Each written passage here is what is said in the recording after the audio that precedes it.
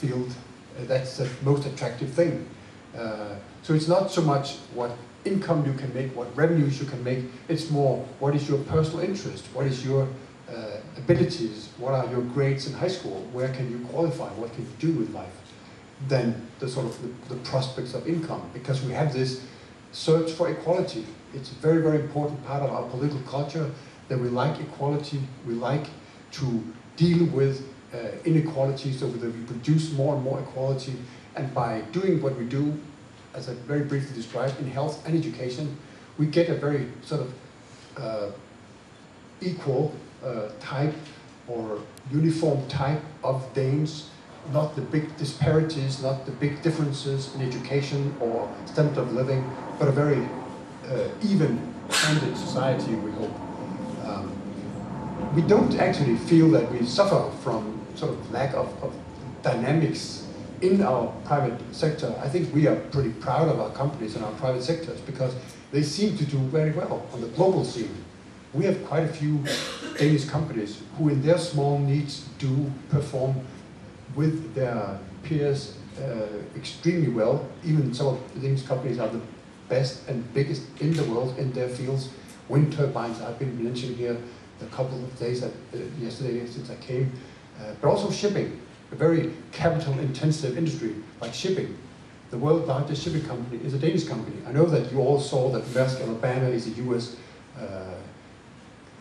ship that was boarded by pirates recently. And it's true that Maersk Alabama is a US entity, but it's owned by one elderly gentleman in Denmark in '96 that happens to be a Dane and a very wealthy person, probably worth some 30–40 billion US dollars. And he runs this company as a global company. He employs probably more than 20,000 US citizens in the US only. But it's of course a US entity when they operate in the US.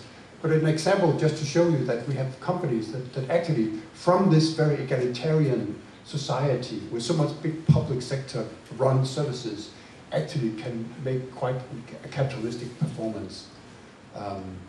The challenge for us will always be how to sort of increase our abilities to get the scale, the best advantages of the European Union is actually giving us Danes this enormous internal free market of the European Union, almost 500 million citizens that you can cater for.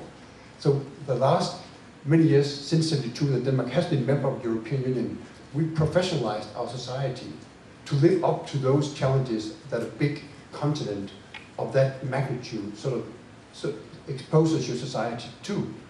But I think we've grown into that reality that we also want to embrace the rest of the world, including the US, Japan, China, and other markets, to be competitive there. And I think that is exactly the challenge for our government, for our parliament, that we have to support that effort by being so wise that the legislation we enact allows us to be a competitive player on the world scene.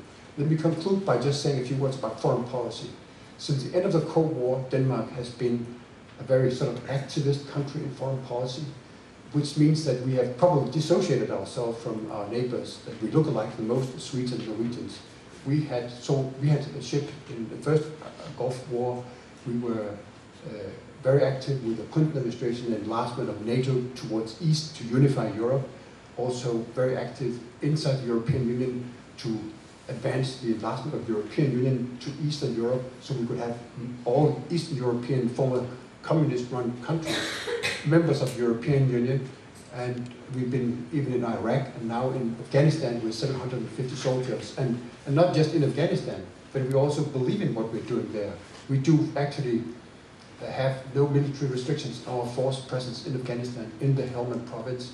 We fight along with British forces, and now fortunately, thanks to the Obama decision to make an Afghanistan surge, see a much more great chance of winning that fight against terrorism.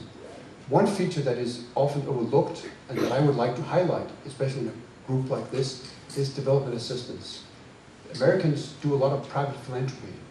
And I think it represents your political philosophy that it's important that you have private giving, private philanthropy, you have this intersection of service and community. We do believe in the same, but many of you would think that our system is not as good as yours because it's government run. It's political parties who decide that you want to give money to others. So we give, through our government assistance and development assistance program, $3.5 billion every year to developing countries, the poorest countries in Africa and elsewhere. Because you are 60 times as big as us, we are only 5.5 million, you probably should give 60 times $3.5 billion if you were to do the same kind of government-financed, tax-paid development assistance. I think you've been able to go up to 27 billions, so you have ways to go, and you should look at that, especially in groups like this, to also express international solidarity. Why do I mention this? I think it actually is a very, very consistent policy of ours in our foreign policy with the way in which we run our own society. We try to display views and objectives and ambitions to create a very egalitarian, equal society with very even income distribution. But we also try to put our actions and our sort of money behind that policy internationally, especially with those countries in the world that needs this the most. So we really believe in that. We're also free traders. So in the European Union of 27 member states, you would have some who would argue a little bit more protection than we would. We would always ask the most trade liberal approach because, again, like we believe in the private sector at home, in connection and cooperation with the public sector, we believe in the international arena that trade liberal approaches, full competition, is going to reward the world with much more positive sum gains and positive trade and investment flows than the opposite. So that is our speak to it. We try to be principled, but also combining the principles with what we do at home and internationally. And we hope that we will not come across as somebody who believes that we are perfect, because we are not. We're still thriving and trying to learn exactly what Senator Sanders is saying. No society can be sort of negligent of what happens in the international community.